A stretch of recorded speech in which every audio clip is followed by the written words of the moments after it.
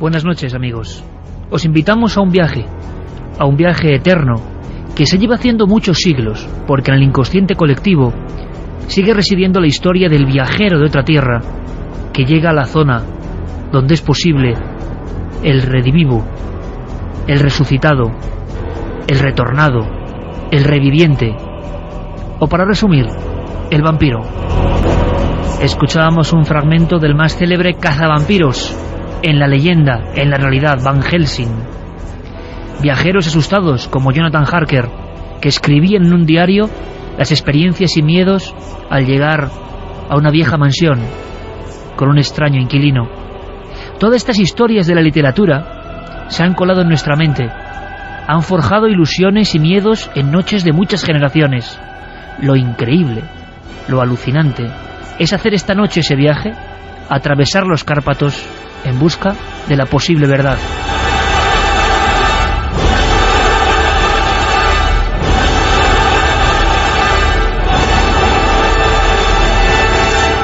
Qué extraño oficio, ¿verdad? Cazavampiros. Suena evidentemente a una historia para asustar a las viejas y a los niños. Una historia imposible. Sin embargo, esta noche y no otra, descubriremos que existieron, que fueron un curioso gremio. Y hay sorpresa de última hora. Por eso esta noche precisamente se inicia el viaje, porque un gran investigador español ha llegado a una conclusión sorprendente, que nos toca de lleno, que hila nuestra patria con la patria del vampiro. Quizá el primer cazavampiros oficial era un valenciano, un español.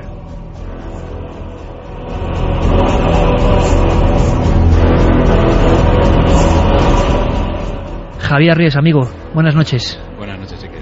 Como siempre, un placer tenerte aquí en los micrófonos de esta nave radiofónica del misterio. He seguido muy de cerca tu investigación, autor del libro Vampiros, físico de formación, es decir, una persona escéptica, pero como tantos otros, enamorada del mito, la leyenda del vampiro, que es muy amplio, muy grande, que toca siglos y a muchísimas personas. Pero tu última investigación es realmente sorprendente. Tan sorprendente que casi en titulares podría resumirse así: Javier, el primer Van Helsing, el primer cazavampiros que actuó realmente, era un español, un valenciano. Sí, bueno, al menos el primer cazavampiros oficial, por decirlo así, porque además fue comisionado por el propio gobierno de la región en la que actuó para actuar contra vampiros o contra personas que presuntamente eran vampiros en ciertas aldeas. Y bueno, pues de esos informes que tenemos de oficiales del ejército que se ocupaban de estas leyes, sobre todo para dejar tranquila a la población que evidentemente entraba en un estado de pánico.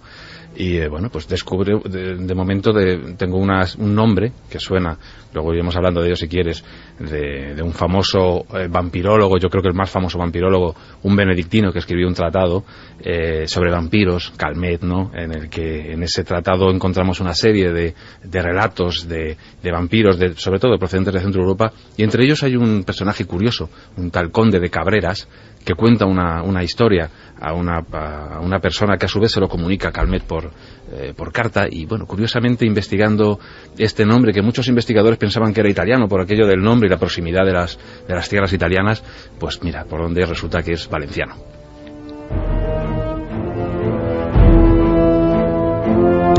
¿Cómo actuaban los cazavampiros? ¿Qué estaba pasando en aquellas aldeas? ¿Por qué en esa franja de Europa? ¿Qué arsenal o qué elementos llevaban? No eran precisamente eclesiásticos, no eran exorcistas, eran personas que actuaban concretamente. ¿Es posible que hubiese investigaciones oficiales? ¿Es posible que haya rituales de destrigoización o desvampirización de esa persona que se cree por la aldea, por los daños que ha provocado, por los fenómenos extraños, que tiene algo que es el malo, que puede revivir? ¿Es posible que estas personas hace prácticamente 300 años tuviesen ya un manual de cómo actuar? Bueno, pues yo creo que es una página de la historia tan apasionante que, como siempre, os invitamos a participar de forma activa en ella. No solo eso, después, en unos minutos, con un buen amigo desde Barcelona, trazaremos una segunda ruta de este viaje hacia los Cárpatos. Es un amigo que ha estado, podríamos llamar, en la aldea maldita. Bueno, él la llama, en un magnífico libro, Aldea Maldita. Él escribe que se ha detenido el tiempo allí. Estamos hablando de vampirismo, cazavampiros y rituales de vida y muerte hace apenas 5 años. Y es que en ese país, o en esa franja de países, todo es posible realmente. Santi Camacho, buenas noches. Buenas noches, Iker. Tú me comentabas algo muy gráfico que tiene que ver con los caballos. Estas personas, que ahora conoceremos un poco más en esta noche tan especial, incluso utilizaban los animales para las primeras detecciones de quién podía ser estrigoi, vampiro, brucolaco dentro del Camposanto. Sí, porque en el extraño oficio de cazador de vampiros, pues lógicamente se desarrollaron todo tipo de técnicas. Una de las más curiosas era la forma de identificar dónde estaba la tumba de un vampiro, porque lógicamente en un cementerio no era fácil saber cuál podía contener a un presunto no muerto y cuál podía ser un cadáver absolutamente normal.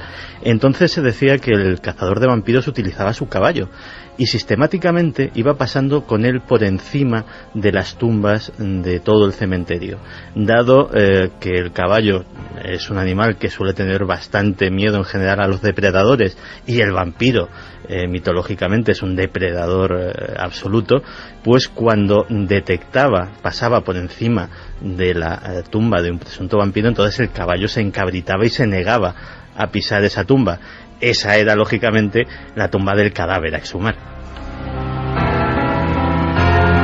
Si queréis conocer más datos, más experiencias, más nombres, tenéis documentos concretos que nos pueden ayudar, podéis participar. Carmen, buenas noches. Buenas madrugadas, Iker. Y para trazar una línea con el presente, con la más absoluta actualidad, luego os contaremos una noticia de ayer mismo.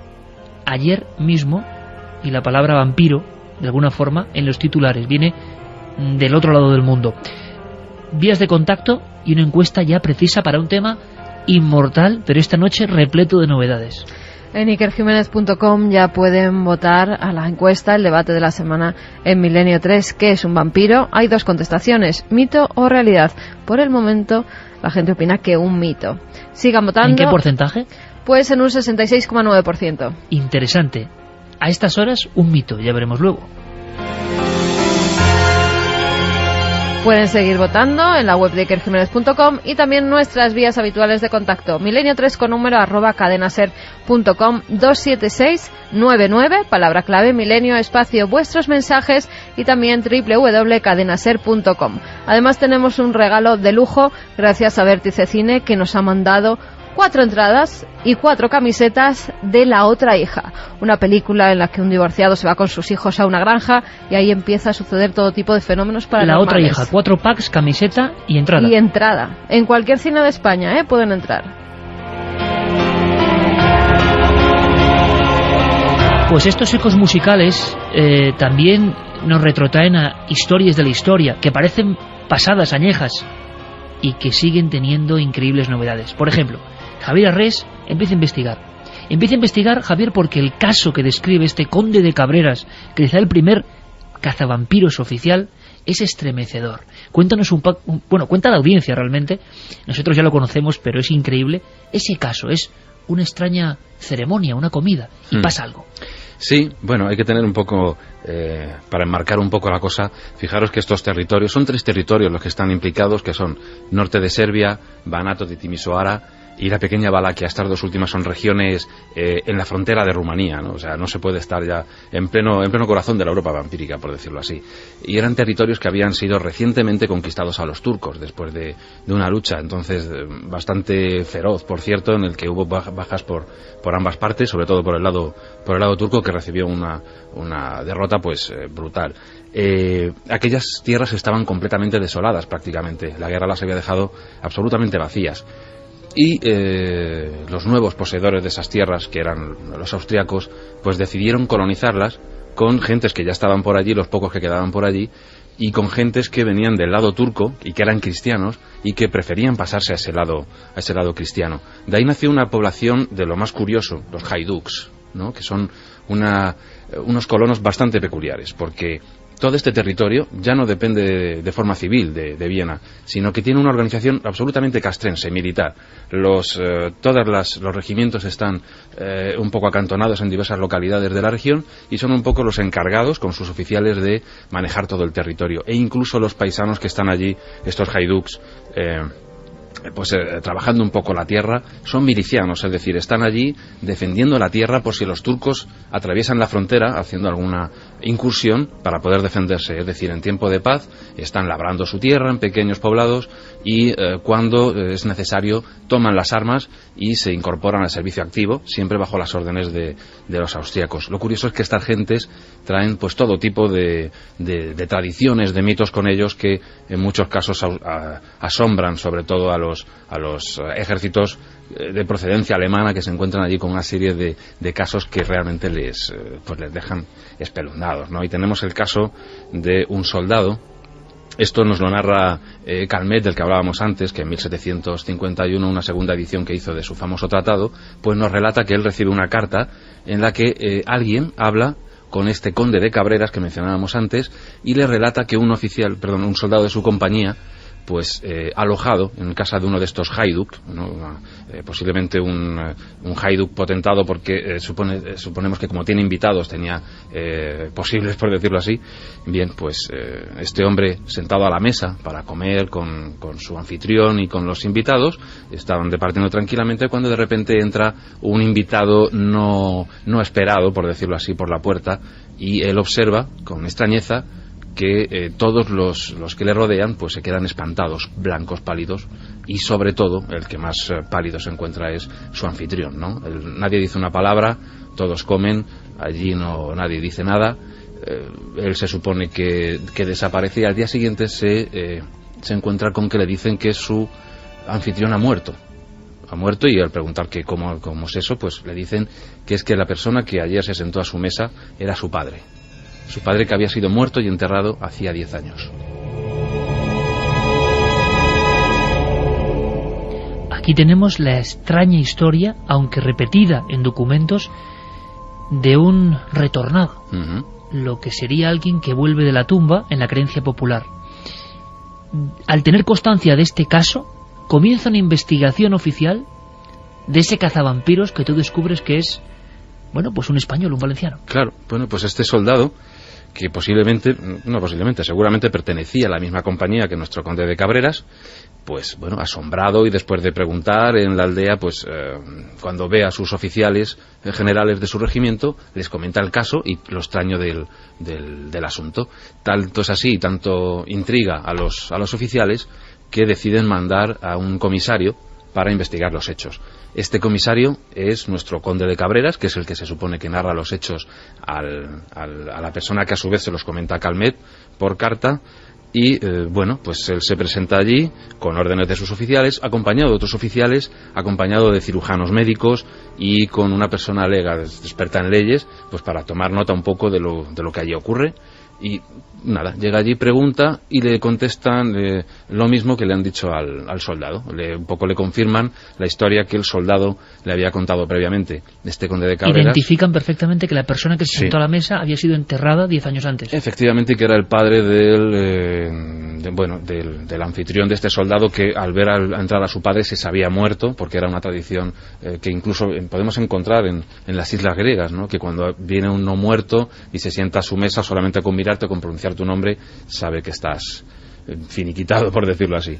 Pues este hombre no solamente investiga a la gente de la casa, pregunta por el pueblo, es decir, trata un poco de ver todo tipo de posibilidades a la historia que le han contado. Todo el mundo le confirma lo mismo, que sí, que la persona que habían visto, según los comensales, era el padre, y esa persona que había muerto, él investiga, el padre efectivamente había sido enterrado hacía 10 años, y por lo tanto el siguiente paso que da es ir a comprobar si realmente ese no muerto está, como dicen esas gentes de ese lugar, incorrupto en su tumba. Abren la tumba, acompañado de los haiduks del local, y la sorpresa de todos es que, según aparece en el testimonio de esta gente, pues el cuerpo aparece incorrupto y mostrando los signos típicos de un vampiro, con todos los ojos, boca, digamos todos los orificios del cuerpo echando sangre, y evidentemente pues el miedo se apodera de ellos y toman la decisión, que ya veremos.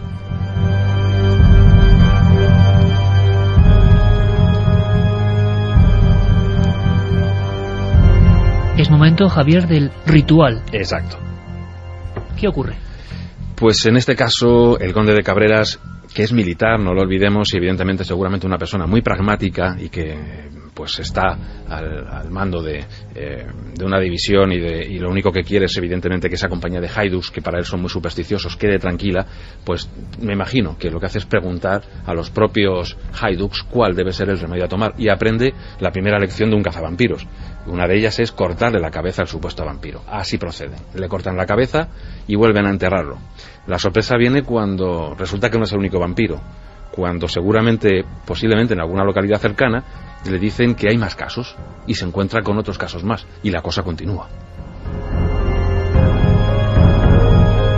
Y ahí tenemos a un personaje histórico, el conde de Cabreras, valenciano, enrolado en el mundo militar de esa Europa convulsa del Este, como investigador del mundo del vampirismo y teniendo que atajar lo que muy bien, como siempre contaba nuestro querido amigo Javier Arries, el miedo, el pánico, la sensación de que actúan sombras no solo de la mente sino físicas, personas concretas de carne y hueso están haciendo algo, y este hombre empieza también con su proceder, imagino acompañado de muchas personas, las más valerosas del pueblo, empieza a hacer cosas que hoy nos pueden parecer increíbles, pero que se ejecutaron allí. Sí, se ejecutaron y que luego serían repetidas y que forman, pues digamos que los grandes casos de la vampirología. Un modus operandi del cazavampiros. Sí, por aquella zona la verdad es que hubo auténticas epidemias de vampirismo. Es decir, los haiduks en varias localidades se quejaban de que había gente, difuntos que les perseguían y que les mermaban las poblaciones de manera alarmante. Es decir, que en pocas semanas moría mucha gente.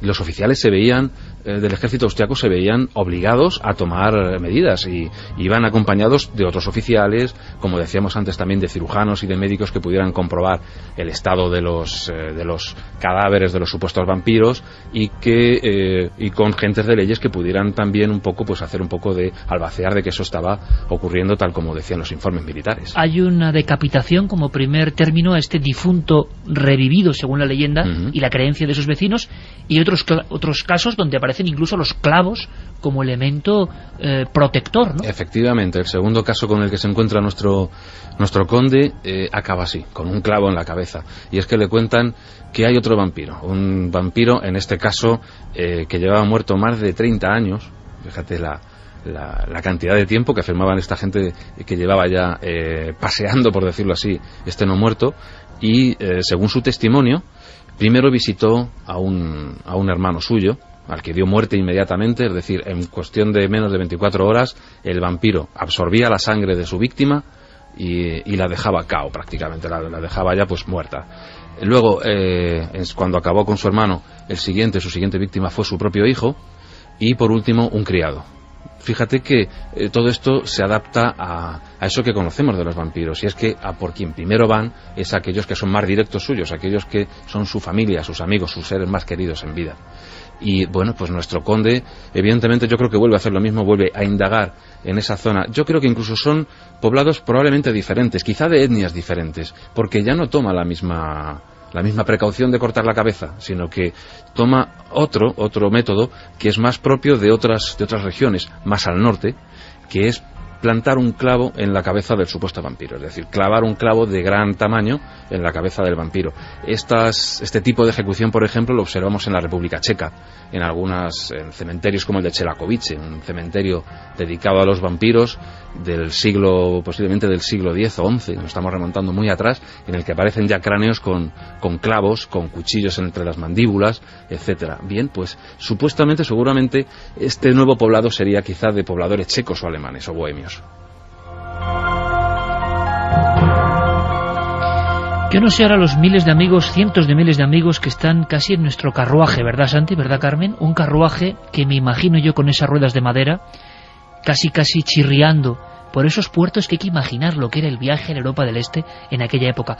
Javier, estamos hablando las intervenciones de este cazavampiros español que tú recuperas para la historia, y lo sé bien después de meses de investigación, de consultar legajos, documentos concretos de personas importantísimas que reinaban sobre toda esa zona. Es muy curioso porque nos da la sensación de que todo esto formaba parte de una realidad que nosotros, o que en la Europa más occidental apenas se podía creer. Pero estamos hablando de que algo debía ocurrir, algo debía pasar con estas personas. ¿Qué fecha le ponemos a las intervenciones del conde de Cabreras? ¿De qué época estamos hablando? Pues estamos hablando de las siguientes fechas. En principio, no podemos determinarlo exactamente, pero podemos tratar de adivinar un poco o dejar una franja un poco más concreta. El conde de Cabreras cuenta estas historias en 1730. En una ciudad que ahora mismo está en Alemania, que es... Friburgo, ¿no? Exacto, en Friburgo. Y es 1730 la fecha que nos da, y dice que ocurrieron como 15 años antes. Entonces, si pensamos en que hubo la guerra entre los austriacos y los turcos, esta guerra que comentábamos en la cual los austriacos habían adquirido estos territorios, y que terminó en empezó en 1715, pues posiblemente entre esa fecha y 1730 se daría este caso, con lo cual sería de los primeros. Yo tengo una teoría, y es que en 1719 fue cuando fue nombrado conde, el conde de Cabreras, por el emperador, y fue a Viena, seguramente para que el propio emperador le condecorara con este título. Sabemos también que cuando acabó con estos vampiros, fue a Viena a explicarle al emperador qué cosas había ocurrido. Directamente él presentó sus credenciales de cazavampiros ante el emperador. Sí. Bueno, evidentemente, como militar que había intervenido en tan extraños hechos, sus propios oficiales le dijeron: haz un informe y ve a contarlo directamente a la corte, estos extraños sucesos que ocurren en ¿Y sabes, en la frontera? Javier, en tu seguimiento con documentos diferentes de emperadores, de legajos donde se menciona este conde, yo creo que, en fin, para el mundo de la upirología, el vampirismo, esto es un giro importantísimo, o no giro, sino un detalle que a nosotros nos cala, ¿no? Porque era una persona de Valencia, regresó a España, sabemos algo de sus días, acabó harto, digamos, de ese mundo que tenía que ser terrible, y volvió a su tierra, ¿o no? Pues no lo sé, hay mucho que investigar todavía por ahí. De momento hemos dado con el nombre, la procedencia. Sabemos, por ejemplo, que era una persona de complexión fuerte, probablemente muy valerosa, probablemente también con una gran capacidad moral, muy leal, porque era capitán de granaderos, y justamente era una de las características que necesitaba un capitán de granaderos, que se les exigía, y eran observados por los oficiales de campaña para ello y escogidos para ello, eran moralmente muy fuertes, muy leales, valientes, y sobre todo gente de complexión atlética, porque tenía que correr largas marchas llevando esos sacos con granadas, pues prácticamente granadas de mano para infiltrarse en el territorio enemigo y con todo el valor del mundo echar sus bombas por ahí. Incluso tenemos, por decirlo así, nos podemos hacer una especie de cuadro más o menos físico de cómo era el conde. Juan Gil Cabrera y Perelló. Ese es su nombre. Ni más ni menos, un hallazgo de un investigador que casi 300 años después, es bonito de investigación, ¿no? Le resucita como si fuese un vampiro, pero un vampiro bueno, imagino, sí. Y le devuelve o le da casi la inmortalidad, porque son muchos 300 años, y ahora sabemos más: valenciano y cazavampiros. Pero es que hay muchas cosas que queremos combinar en este viaje en el que ya vamos todos. Estamos atravesando esas increíbles montañas donde se escribe en la piedra la historia antropológica de un pueblo. ¿Por qué en este pueblo? Aunque no solo son ellos, porque en todo el mundo está la figura de la sombra, difunto, el monstruo que chupa tu energía, te mata, viene del otro lado, te puede conducir a él. Pero con la iconografía del vampiro hay algunos trabajos impresionantes. Por ejemplo, en 1926 la revista Folklore hablaba del vampiro en Rumanía. Firmaba el trabajo, el ensayo, Agnes Murgozi, y hablaba de cosas que yo creo que produjeron un impacto tremendo. Hace unos 15 años, en la aldea de Amaraste, al norte de Dolj, murió una anciana, madre del campesino Dinu Georgita. Tras unos meses, los hijos de su hijo mayor empezaron a morir, uno tras otro, y luego los de su hijo menor. Presa del miedo, los hijos se decidieron a abrir la tumba por la noche. Cortaron a la mujer en 2 partes y volvieron a enterrarla. Pero las muertes no cesaron. Abrieron la tumba por segunda vez. ¿Y cuál no fue su sorpresa? El cuerpo estaba intacto, sin la más mínima huella de profanación. Tomaron el cadáver, lo llevaron a un bosque y lo depositaron bajo un árbol situado en un lugar apartado. Allí lo cortaron, extrajeron el corazón. De ese corazón manó sangre. Lo cortaron en 4 partes y lo quemaron a fuego junto al carbón. Juntaron las cenizas, que mezcladas con agua bebieron. Solo entonces cesaron las muertes. Revista de Antropología Folclore, 1926. Quiero que continuemos el viaje. ¿Qué dice el público radio escucha ahora mismo de todo el mundo, que imagino que está atentísimo escuchando a nuestro amigo Javier Arries? Pues mira, Ana Belén desde Cáceres nos decía que existen vampiros es algo irrefutable. No sé si exactamente como los de las novelas, pero siempre ha habido gente que vive de absorber la energía de los demás y otros incluso peores. Alberto nos comentaba valenciano y caza vampiros. Ya sé por qué está el murciélago en muchos emblemas de la comunidad valenciana. Eduardo desde La Coruña, siempre se habla de vampiros en Europa. ¿Sabéis casos en los que los vampiros hayan emigrado a África o Asia? Enhorabuena por el programa. Ahora comentaremos alguno. José Luis Ricarte, desde Buñol, en Valencia, nos decía, estimados amigos de Milenio 3, he leído en algún sitio de la tradición rumana que describe las 1000 maneras de convertirse en un vampiro. Una persona nacida con una membrana, un tercer pezón, un rabo, un pelo extra, estaba condenado a ser un vampiro. El mismo destino se aplicaba al 7º hijo de cualquier familia, si todos sus hermanos previos eran del mismo sexo, o un bebé prematuro, o alguien cuya madre hubiera cruzado un gato negro en su camino cuando estaba embarazada. Se les llamaba Strigoi. ¿Cómo está la encuesta? Vamos a ver, vamos a actualizar esa encuesta. Pueden seguir votando en ikerjimenez.com diciendo que es un vampiro. Mito o realidad. Mito, pero ya ha bajado, 59,1%. En fin, las historias, ¿no? A la 1:36, por ejemplo. Bueno, pues ahora trazamos la segunda ruta, si os parece. Nos marchamos a Barcelona, en la cadena SER en Barcelona, con nuestro técnico David López, aquí por supuesto nuestro compañero Noel Calero y Fermín Agustí también por ahí, y junto a Jorge Maján, todos ahí, Roberto Maján, Noel me ha dado mal el dato, estamos ahí perfectamente todos hilados, Noel poniéndonos unas músicas que provienen de canciones que han acompañado muchas veces en Milenio 3, incluso el tema de los vampiros, pero creo que no con tantas cosas nuevas. Pasamos del cazavampiros español a un español que se marchó a una aldea, que fue noticia, Marotino de Sus, y que él describe de verdad de una forma que pone los pelos de punta. Él habla de una aldea cerca de la comuna de Celaru, donde el tiempo se ha detenido, donde solo recibe silencio, y él tenía una misión como periodista y escritor: conocer la historia de Petre Toma. Petre Toma, en la víspera de Navidad del año 2003, había sido aniquilado como vampiro. Al parecer se había aparecido, o aseguraban que le habían visto vagando por unos parajes después de muerto. Había sido víctima de un ritual de cazavampiros en ese pueblo, ya en enero del 2004. La noticia era tan potente que Álvaro se marchó para allí, y ahora está, como decimos, junto a David López en la cadena SER en Barcelona. Álvaro, buenas noches. Hola, buenas noches. Como siempre, muchísimas gracias por acudir a la llamada de Milenio 3. Yo he vuelto a releer Tu Guardianes de la Memoria, tantas veces mencionado aquí como libro ya de culto. ¿Me puedes hacer una foto, Álvaro?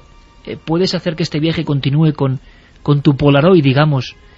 Porque yo no sé si impresiona tanto el caso, que impresiona, como tu descripción de ese lugar, donde, claro, es que uno puede volver a creer en los vampiros. En ese pueblo uno puede volver a creer en vampiros, ¿no, Álvaro? Sí, ciertamente. Esto fue una noticia muy breve que publicó El País en el 2003 que decía que se estaba haciendo un juicio en Rumanía por unas personas que habían profanado una tumba, digamos, y habían hecho toda suerte de perrerías al difunto, digamos, convencidos de que era un vampiro y que tenía que hacerle, pues bueno, arrancarle el corazón y una serie de rituales, ¿no? Entonces, siguiendo esta noticia, pues bueno, yo andaba buscando este tipo de noticias para este libro que has mencionado tú y dije, bueno, me voy para allá, voy a ir a este pueblo, a ver qué pasa en este pueblo, que todavía siguen llevando a cabo rituales contra los vampiros. ¿Y qué te encuentras, Álvaro? ¿Cuál es la imagen? Pues realmente, primero me costó muchísimo encontrar el pueblo, ya no en un mapa, sino sobre el terreno. Y realmente me habían dicho, este pueblo es muy difícil de encontrar, está muy escondido, es un pueblo con muy pocos habitantes, muy apartado del exterior, y realmente, digamos digamos, a medida que me iba acercando al lugar y yo iba intuyendo que el pueblo tenía que estar por ahí cerca porque todas las indicaciones marcaban eso, era como realmente como decías, bueno, pero ¿dónde diablos está? O sea, yo tengo que estar en el pueblo. Y de pronto, digamos, tirando ya por caminos de cabras, no sé qué, no sé cuántos, aparecía el pueblo prácticamente escondido, que de hecho este pueblo, como tú has dicho antes, está en la comuna de Celaru, que Celaru viene de la palabra celare, que significa escondite, y era un pueblo que en la época de los otomanos, como me comentabais antes, porque en realidad esta zona de la que hablamos es casi la misma zona que la historia, que donde ocurrió la historia que de la que estabais hablando antes. Que es otra casualidad que teníamos ahí guardada, ¿no? En el aspecto de que casi en el mismo marco temporal Exacto. y el marco geográfico, pero corriendo el calendario de 300 años, pasamos de un cazavampiros español a una persona, un periodista español, buscando otra historia que parece del mismo tiempo, pero es que es el 2004. Álvaro. Exacto, pero es la misma zona y realmente esta población, este pueblecito tan apartado del exterior, digamos, pues bueno, ha conservado ciertas tradiciones y entre ellas ha conservado la creencia en el vampiro, no tanto. El problema de Rumanía es que tienes 200.000 tipos de vampiros. Todas estas aldeas perdidas o todas estas regiones han conservado una tradición oral y en cada pueblo, digamos, el vampiro o el strigoi tiene sus modalidades, por así decirlo. En este caso la historia era que, bueno, ellos lo que creen es que un strigoi es una persona que cuando murió durante los rituales funerarios se cometió algún error durante el ritual y el alma del difunto quedó atrancada en el cuerpo. Es porque, decir, por ejemplo, para que todo el mundo lo entienda, es que, y tú has estado allí viéndolo, en los enterramientos en esa zona o en este pueblo, se hacen cosas como poner una cinta roja atando pies, creo, no sé si manos, exacto, y 4 agujas en el ataúd, por ejemplo. Exacto, ellos, por ejemplo, atan los pies del difunto con una cinta roja y durante 3 días nadie puede tocar esa cinta roja. Y de hecho, los odios vecinales, por así decirlo, hacen que alguna vez pues se haya roto alguna de estas cintas, pues porque el vecino no quiere que el alma de ese difunto vaya al cielo, pues porque lo odiaba en vida, por ejemplo, ¿no? Entonces esa cinta, una vez pasados los 3 días, se quita y ellos entienden que el muerto ya ha quedado liberado de sus pecados y a partir del 3er día, cuando se le quitan las cintas, cuando puede subir al cielo. E igualmente se entierran a los difuntos con 4 agujas de tejer en el ataúd, dentro del ataúd, una en cada esquina del ataúd, porque dicen que así los diablillos del cementerio no van a hacerle la puñeta al difunto, ¿no? Entonces tienen todo este tipo de rituales que la iglesia, son cristianos ortodoxos allí, admite, digamos, dejan que la gente lo haga, porque aunque no pertenecen al cristianismo, estos rituales, pues bueno, están tan arraigados en la población que, bueno, no afecta en nada que pongas 4 agujas dentro del féretro, ¿no? Álvaro, ¿y qué hizo Petre Toma, que muere de cáncer y tú comentas que seguramente también arrasado por el alcohol? Sí. Un hombre que muere y que alguien ve después de muerto o en sus alucinaciones, pero eso se empieza a contagiar también. Claro, es que el strigoi en Rumanía es lo que digo, es un alma que se ha quedado atrancada en un cuerpo y no puede subir al cielo, y entonces lo que hace el muerto para avisar a sus familiares de que está atrancado en el cuerpo es ir a verlos por las noches y causarle todo tipo de enfermedades. Antes también habéis comentado que los vampiros los primeros que atacan es a sus familiares, pues esto es lo mismo. El muerto se levanta de la tumba para ir a sus familiares y causarles enfermedades, pero no por hacerles daño, sino para advertirles de que está atrapado en el cuerpo y necesita que hagan una serie de rituales para liberarlo. Y esos rituales, algunos de ellos, hay varias modalidades, uno de ellos es el clásico de clavarle, en este caso es una aguja en el corazón, que luego con los años se ha ido mudando en lo de la estaca, ¿no? Entonces lo que ocurrió con Petre Toma es que su nuera, 4 días después de que este hombre hubiera muerto, empezó a encontrarse mal y empezó a tener pesadillas en las que veía a Petre Tomas, ¿no? Al anciano que había muerto. Y la nuera empezó a decir por el pueblo que eso era porque el anciano se había convertido en un vampiro. Entonces, de tanto repetirlo, digamos, en el pueblo, empezaron a pensar que quizás tuviera razón y decidieron ir 6 hombres decidieron ir al cementerio a abrir el ataúd y hacer la serie de rituales que era necesario hacer. Pero había un detalle interesantísimo, Álvaro. Primero, tú describes fenomenalmente el miedo, que es que nos estamos imaginando ahora a los 6 campesinos, sí, con sus azadas, sus hachas, sus estacas, yendo a ese camposanto en Marotinu do Sus, en plena noche, hace 6 años tan solo, y abren la tumba y también parece que hay sorpresa, por lo menos eso declaran, ¿no? Bueno, ellos hay que tener en cuenta que el ritual solo puede ser hecho por la noche. Entonces ellos van por la noche al cementerio, abren el ataúd y lo que ellos dicen es que se encuentran que el difunto había sido enterrado con los brazos sobre el pecho, la típica señal de la cruz con los brazos encima del pecho, y que el difunto tenía los brazos a los lados. Luego dicen que tenía los zapatos enfangados, que tenía la boca llena de sangre y que tenía un ojo abierto. Entonces, bueno, al abrir el féretro y ver esto, al menos a la luz de la luna y a la luz de las linternas, de lo que llevaran y con toda la sugestión que llevaban, pues se asustan y se van corriendo a sus casas todos y no hacen el ritual que tienen que hacer. O sea, el ritual es abortado por la visión de la tumba de Petretoma y, según parece, Álvaro, incluso algunos de ellos estuvieron rezando oraciones toda la noche, otros acurrucados, y las propias mujeres que habían encargado también ese ritual les obligaron a regresar de nuevo, creo que el día 9 de enero del 2004. Exacto, un par de días después las mujeres diciendo, bueno, nuestros maridos no se han atrevido a matar al vampiro, pues tenemos que animarles. Entonces les dieron, que estas son las partes un poco grotescas del asunto, pero les dieron una botella de aguardiente a cada uno de ellos, y cuando se lo hubieron bebido les dijeron, vale, pues ahora os vais todos al cementerio y acabáis con el vampiro, porque esto no puede ser, el vampiro no puede estar libre por ahí. Entonces lo que hicieron ellos es irse al cementerio, ya bebidos y por tanto con más coraje, cogieron al difunto, le clavaron una horquilla en el pecho y le arrancaron el corazón, que es lo que según su tradición lo que hay que hacer. Se llevaron el corazón a un cruce de caminos, en el cruce de caminos hicieron una fogata con carbón, quemaron el corazón, las cenizas las esparcieron en un cuenco de agua y le dieron a beber del cuenco de agua a todos los familiares del difunto. Estamos hablando del 2005. Estamos reproduciendo, Santi, Javier, le dejamos un poco de pausa a Álvaro, con esta fenomenal crónica, que a mí por lo menos me pone la carne de gallina, porque ya no es entrar, incluso en la pregunta que nosotros siempre lanzamos, ¿no existen los vampiros? Esto sí que existe, es que esto es una verdad como un templo que ha pasado. Luego cada uno que interprete con sus claves antropológicas, sociológicas, pero esa gente creía en lo que estaba haciendo, y como bien dice Álvaro Colomer, era el 2004, enero, es que es ayer. Y es curioso, Santi y Javier, se repite el ritual que acabamos de leer de la revista que reproduce también Álvaro, Folclore, año 26.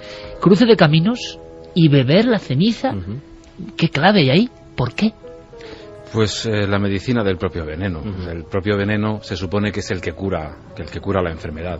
Por ejemplo, en algunos casos de los que ocurrían en el siglo XVIII, algunos de los vampiros se suponía que se habían restregado con sangre de un vampiro que les había atacado antes.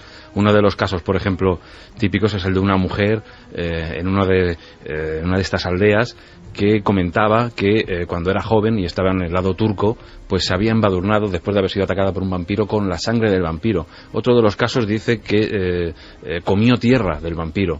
Y fíjate que incluso en los Estados Unidos, en pleno siglo, ya prácticamente en pleno siglo XIX, todavía había en algunos sitios, se consumía las cenizas de los corazones de aquellos que habían muerto pensando que eran vampiros, para tratar de librar de la enfermedad a aquellos familiares que mostraban los mismos síntomas, que generalmente eran pues tuberculosis. Es que las enfermedades son muy importantes, hay que tener en cuenta que nosotros en la iconografía que tenemos del vampiro siempre nos imaginamos lo mismo, las dos marcas en el cuello, etcétera, etcétera, pero los indicios pueden ser muy diversos cuando entras en el terreno.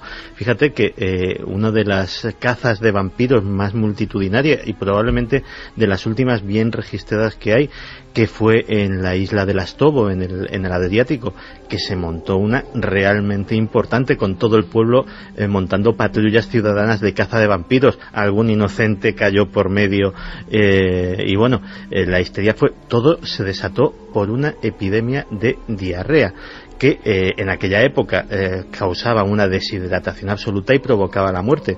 Pues automáticamente la isla está casi enfrente de Dubrovnik, estamos en plena zona vampírica, pues en la isla se empezó a decir que unos marineros habían dejado un vampiro en uno de los barcos que habían hecho escala en la isla, y ya te digo, se montó un incidente bastante importante y de los más grandes de este estilo. Es muy curioso, Álvaro, porque después de este ritual perfectamente ejecutado, como mandaban los cánones antiquísimos, resulta que las personas que, por ejemplo, veían a Petretoma con la cara pútrida apareciéndose por las ventanas o vagando por los campos, esas personas que tienen alucinaciones, sea efecto placebo o no, pues decrece su malestar, como siempre ocurre en todos los casos, el exorcismo se ha producido de alguna forma, vuelve la tranquilidad, y lo más sorprendente es que llega una denuncia por parte de la hija del desdichado Petre Toma, pero ya lo que riza el rizo es que esa mujer no denuncia que hayan de alguna forma considerado vampiro a su padre, le hayan hecho el ritual de destrigoización, hayan afirmado que realmente es un muerto que no ha muerto y que vaga. Lo único que parece que preocupaba a la hija de Petre Toma, y esto fue noticia en toda Europa, es que no estaba el corazón, lo habían quemado, y por lo tanto había ya problemas por si había que hacer algún otro tipo de ritual, ¿no?, con esa víscera. Claro, esta mujer había abandonado el pueblo y vivía en la ciudad, digamos, más cercana. Entonces, cuando ella se enteró de que le habían hecho todo este ritual a su padre, pues montó en cólera y les advirtió de que los iba a denunciar ante la policía. De alguna forma, ella en el pueblo era vista como una exiliada, como una desterrada, como alguien que ya no había querido vivir con ellos, y entonces en el pueblo pues también le tenían cierta inquina, por así decirlo. Entonces, ella denunció, y es cuando el caso saltó a la prensa, porque cuando se anunció que se iba a hacer un juicio de una mujer que denunciaba a unos hombres que habían hecho un ritual contra vampiros, contra el cadáver de su padre, es cuando la prensa rumana, digamos, reaccionó. Y cuando la prensa rumana reaccionó, la prensa europea reaccionó, porque realmente la noticia era muy curiosa, ¿no? Entonces empezó el juicio, y lo que todo el mundo se quedó patidifuso, digamos, cuando de golpe la mujer dice, no, yo no estoy denunciando a estos hombres porque hayan considerado que mi padre es un vampiro. Yo los estoy denunciando porque yo lo que tenía entendido es que a los difuntos, a los vampiros, hay que clavarles una aguja en el corazón. Y como estos hombres le han quemado el corazón a mi padre, yo no tengo ningún corazón donde clavar una aguja. Y por tanto, yo tengo la idea de que mi padre, su alma se ha quedado atrancada en la tierra por los siglos de los siglos, y mi padre nunca podrá llegar al cielo por culpa de lo inútiles que son estos señores. O sea, que lo que contaba Javier Arries, Álvaro, en textos y documentos del 1700 y pico, de alma atrancada y cómo sacarla de su limbo, claro, se repetía en el 2004, claro, 2005 ya con los juicios Claro, entonces hubo un juicio precisamente por esto, para ver si esta mujer tenía razón o no en denunciar a los que habían quemado el corazón de su padre. Entonces su padre, pues el alma estaba por siempre atrancada en la tierra. Fue un caso como muy interesante, a la vez también muy entretenido. Era una situación muy curiosa, digamos. Y es por esto que la prensa se hizo eco, y por lo que yo fui allí, porque la historia era tan rocambolesca que se merecía un reportaje. Y un reportaje sensacional, Álvaro. Os voy a poner un documento. Quiero que Santi, Javier, Carmen, todo el equipo, escuchéis muy atentamente. Es una pequeña, no sorpresa, porque surgió casi de casualidad, y va muy al hilo de lo que está contando Álvaro Colomer y lo que ha contado Javier Arries, y es seguir la senda de ese mito o no mito poderosísimo, imbricado en el inconsciente colectivo de un pueblo, o de muchos pueblos, que es el que muere y vuelve. Era un compañero técnico en la cadena SER, Pablo Climent, que un día, preparando un programa, empieza a recordarme una historia que a él le marcó y le produjo pesadillas. Él salía con una chica que conoció en Bulgaria, pero esa chica de Bulgaria tenía un secreto en la muerte de su abuelo, un secreto de familia que un día le confesó.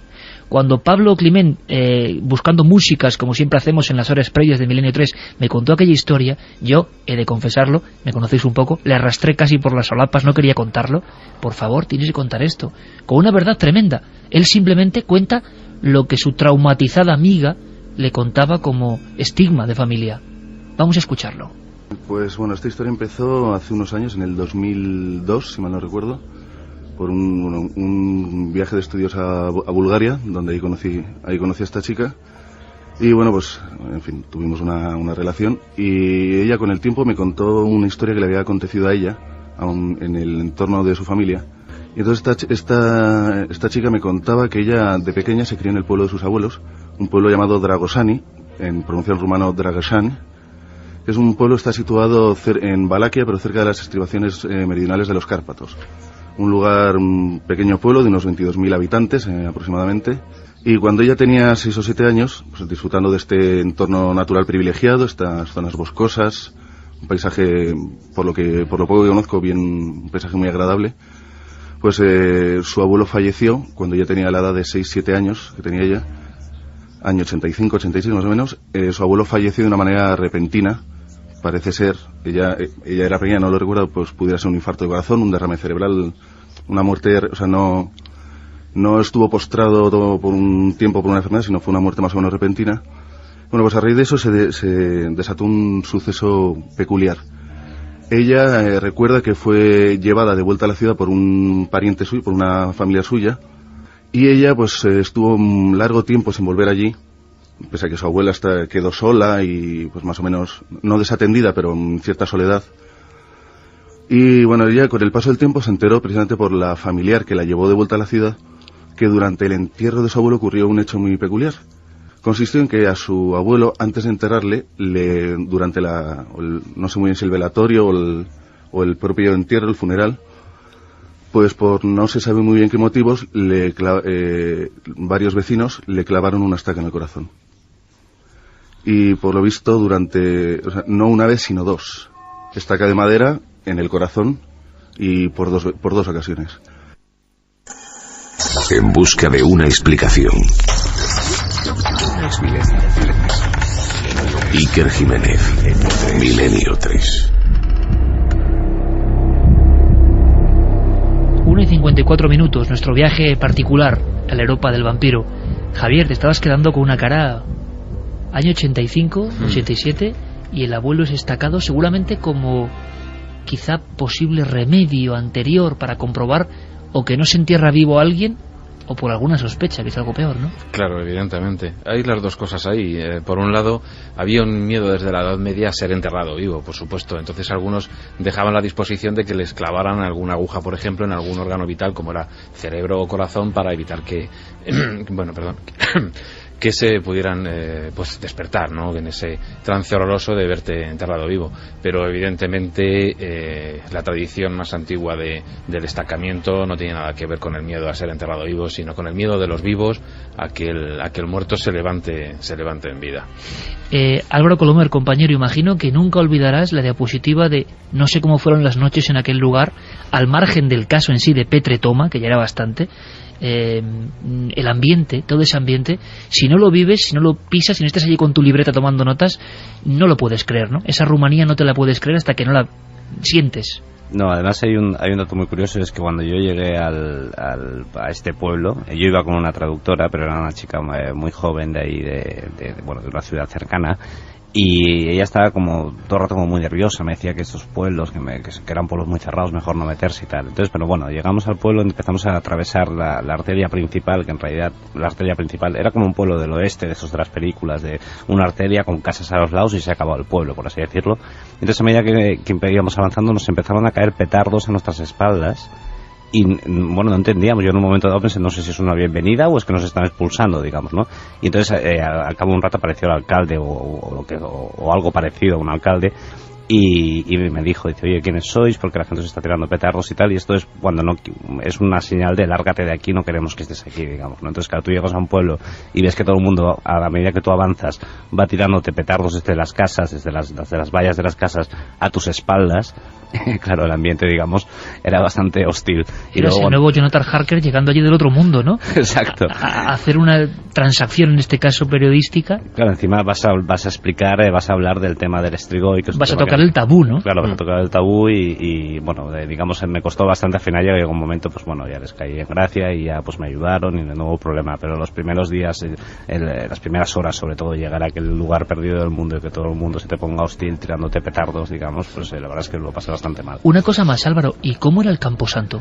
Hemos visto algunas fotos, algunas imágenes difusas, pero ¿cómo era el lugar donde fue exorcizado este Strigoi, supuesto Strigoi Petre Toma? Imposible llegar. O sea, intenté ir al Camposanto 2 veces y me salían al paso y me decían que ni se me ocurriera traer al Camposanto, que yo no era bienvenido al Camposanto. Entonces no llegué a entrar al Camposanto. O sea, mantenían su tradición. Sí. Lejana de extranjeros. Sí. Vaya historia. Es Álvaro Colomer, yo creo que una firma de reconocido prestigio en el mundo literario, en el mundo periodístico, pero que de vez en cuando disfrutamos de él en temas como Chernóbil o esta investigación absolutamente increíble y tantas otras que espero que continúen y que siempre tendrán, si él lo desea, altavoz aquí en nuestros programas. Un fortísimo abrazo, compañero. A vosotros y gracias otra vez.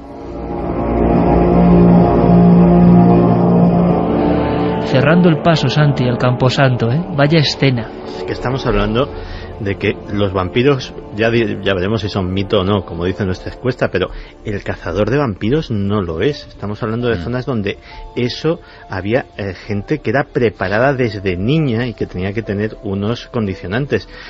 Una tradición muy bonita era que tenían que ser sabatianos, tenían que haber nacido en sábado, y entonces cuando un niño sabatiano nacía se procuraba darle unas gotas de sangre de una oveja matada por un lobo, de tal manera que eso era como un sacramento que le investía al futuro niño como futuro cazador de vampiros. Bueno, como el tema es tan apasionante, yo creo que vamos a cortar un trocito de la segunda hora que viene con otra historia increíble, un lugar del que se está hablando ahora mismo, el Valle de los Caídos. Nosotros no vamos a hacer lo que todo el mundo hace, me imagino, que es meterse en temas de políticas y demás, que por fortuna este programa está libre de ese otro vampirismo que es el de la política, vampiro terrible.